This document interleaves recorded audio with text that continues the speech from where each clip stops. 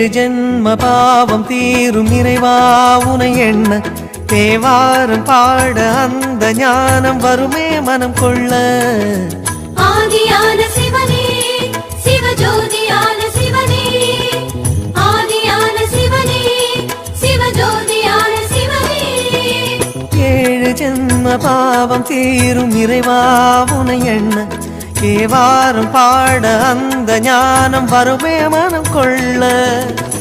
தாழும் நிலை வாராமல் காப்பவன் நீதானே, வாழும் வழி சொல்பவனே வள்ளல் பெருமானே, அண்ணாமலையானே அன்பின் பொருள் நீயே, அருணாச்சல சிவனே ஆற்றல் வடிவோனே, சக்தியின் கலையாய் பக்தியின் நிலையாய் தோன்றும் சுடரோனே.